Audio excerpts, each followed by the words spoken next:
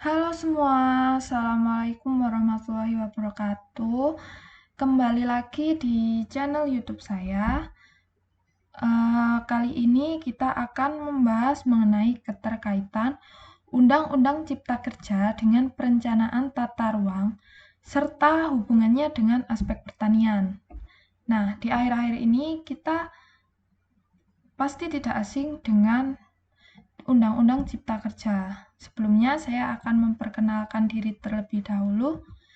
Nama saya Mei Putri Andini, mahasiswi Universitas Negeri Jember, program studi Perencanaan Wilayah dan Kota dengan NIM 191910501077 dari kelas A.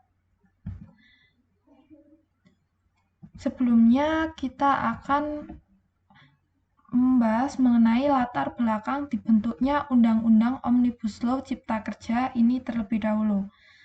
Istilah Omnibus Law pertama kali muncul dalam pidato pertama Presiden Joko Widodo setelah dilantik sebagai Presiden Republik Indonesia untuk kedua kalinya. Dalam pidatonya, Pak Presiden menyinggung sebuah hukum perundang-undangan yang disebut dengan Omnibus Law. Rancangan Undang-Undang Omnibus Law Cipta Kerja awalnya diyakini sebagai sebuah strategi dan harapan baru dalam mewujudkan pelayanan publik yang sederhana, bersih, dan transparan, sehingga mendorong tumbuhnya ekonomi dan investasi serta menciptakan banyak lapangan kerja baru untuk mengatasi pengangguran. Kemudian, dokumen perizinan yang sangat banyak dan prosedur perizinan yang berbelit-belit serta pungutan liar menjadi salah satu faktor yang diyakini menghalangi dan menghambat daya tarik investasi di Indonesia. Kemudian, yang selanjutnya kita akan mengenal Undang-Undang Cipta Kerja terlebih dahulu, mulai dari pengertian. Undang-Undang Cipta Kerja atau biasa kita sebut dengan Omnibus Law merupakan sebuah konsep yang menggabungkan secara resmi amandemen beberapa peraturan perundang-undangan menjadi satu bentuk undang-undang baru. Jadi, Undang-Undang Omnibus Law Cipta Kerja artinya undang-undang baru yang menggabungkan regulasi dan memangkas beberapa pasal dari undang-undang sebelum termasuk pasal tentang ketenagakerjaan menjadi peraturan perundang-undangan yang lebih sederhana. Kemudian, apa sih tujuan dibuatnya Undang-Undang Omnibus Law Cipta Kerja ini? Nah, berdasarkan pasal 3 Rancangan Undang-Undang Cipta Lapangan Kerja, dikatakan bahwa tujuan dari dibuatnya rancangan undang-undang ini yaitu untuk menciptakan lapangan kerja yang seluas-luasnya bagi rakyat Indonesia secara merata.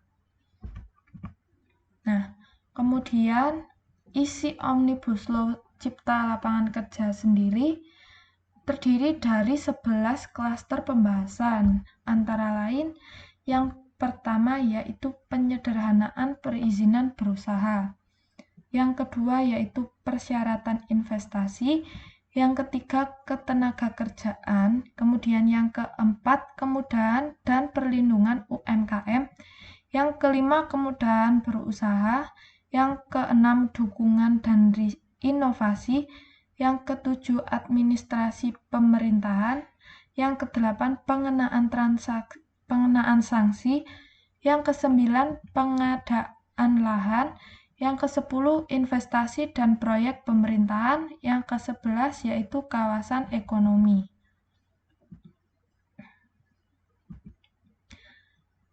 Kemudian, poin isi Undang-Undang Cipta Kerja Omnibus Law soal ketenagakerjaan yang pertama yaitu membahas mengenai hari kerja atau hari libur.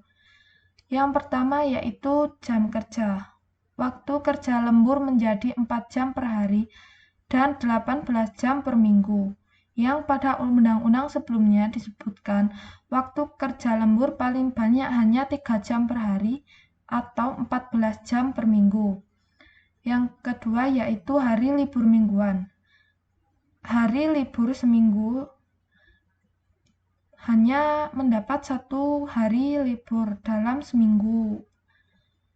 Ini berbeda dengan Undang-Undang Nomor 13 Tahun 2003 yang mencantumkan bahwa istirahat mingguan sesuai pasal 79 ayat 2 huruf B ada 2 pilihan, yakni istirahat mingguan 1 hari untuk 6 hari kerja dalam satuan minggu atau 2 hari untuk 5 hari kerja dalam 1 minggu. Yang ketiga yaitu istirahat panjang. Tidak ada kewajiban bagi perusahaan atas pemberian istirahat panjang. Jadi, hak cuti panjang selama 2 bulan bagi pekerja atau buruh yang sudah bekerja selama 6 tahun secara terus-menerus, yang selama ini berlaku di undang-undang sebelumnya itu diserahkan sebagai kewenangan perusahaan. Kemudian yang keempat yaitu cuti haid. Dalam pasal 81 Undang-Undang Nomor 13 Tahun 2003 diatur bahwa pekerja atau buruh perempuan bisa memperoleh hari libur pada saat hari pertama haid dan kedua. Yang kelima yaitu cuti hamil sampai melahirkan. Tidak tercantum cuti hamil dan melahirkan. Dan pada undang-undang sebelumnya, pasal 82 diatur sebagai mekanisme cuti hamil melahirkan bagi pekerja perempuan. Di dalamnya termasuk cuti untuk istirahat bagi pekerja atau buruh perempuan yang mengalami keguguran. Yang keenam yaitu hak menyusui. Di sana tidak mencantumkan mengenai hak menyusui.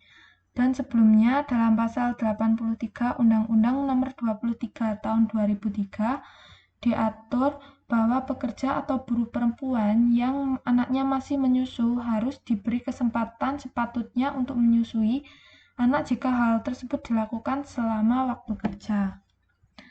Kemudian yang kedua yaitu status pekerjaan atau karyawan. PKWT yang ada di Undang-Undang Ketenagakerjaan dihapus, dan tidak ada ketentuan yang mengatur tentang syarat pekerjaan waktu tertentu atau pekerjaan kontrak. Artinya, tidak ada batasan aturan pekerjaan bisa dikontrak alias status kontrak tanpa batas. Yang sebelumnya pada pasal dalam Undang-Undang Nomor 13 Tahun 2003 ini dihapus.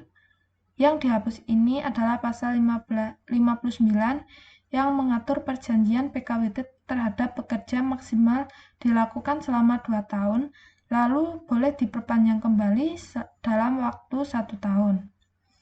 Kemudian yang C yaitu upah.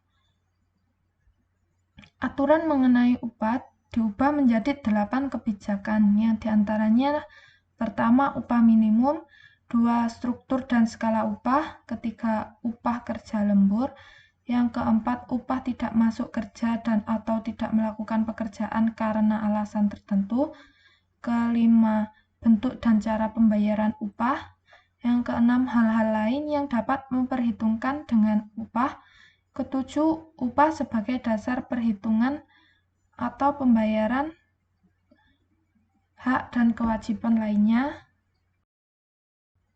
Membahas mengenai bonus. Bonus pada Undang-Undang Omnibus Law Cipta Kerja diatur mengenai pemberian bonus atau penghargaan lainnya sebagai sesuai bagi pekerja sesuai masa kerjanya. Kemudian yang selanjutnya yaitu pesangon. Ada 3, yaitu tidak ada uang penggantian hak, yang kedua tidak ada uang penghargaan masa kerja, yang ketiga kriteria untuk mendapat pesangon. Kemudian jaminan sosial ada 2, yaitu jaminan pensiun dan jaminan kehilangan pekerjaan. Kemudian yang selanjutnya yaitu PHK. Terdapat ketentuan untuk melakukan PHK yang sebelumnya di Undang-Undang Nomor 13 Tahun 2003 yang kemudian ditambahkan 5 poin lagi di Undang-Undang Omnibus Law.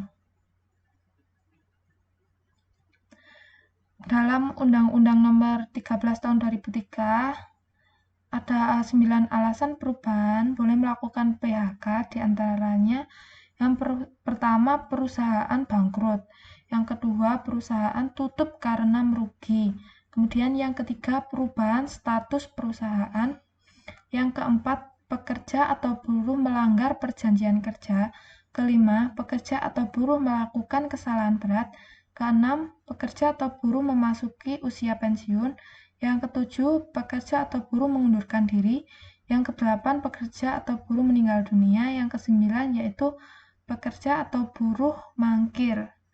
Kemudian yang 5 poin ditambahkan pada Undang-Undang Omnibus Law Cipta Kerja ini, yaitu yang pertama, perusahaan melakukan efisiensi. Yang kedua, perusahaan melakukan penggabungan, peleburan, pengambilalihan, atau pemisahan perusahaan.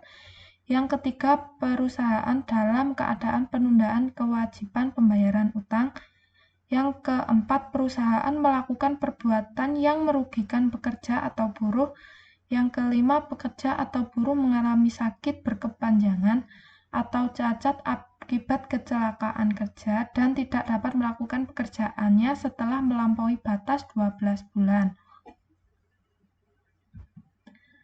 Kemudian kita mulai masuk membahas mengenai tata ruang. Apa sih tata ruang itu sendiri? Nah, tata ruang merupakan ekspresi geografis yang merupakan cermin lingkup kebijakan yang dibuat masyarakat terkait ekonomi, sosial, dan budaya. Kemudian, mengenal agriculture. Nah, agriculture merupakan salah satu kegiatan yang dilaksanakan manusia dalam rangka untuk mendapatkan pangan melalui sumber daya hayati. Pemanfaat sumber daya hayati tersebut dilaksanakan dengan tujuan agar dapat memenuhi kebutuhan manusia. Kemudian pada agriculture pasti diperlukan sebuah lahan.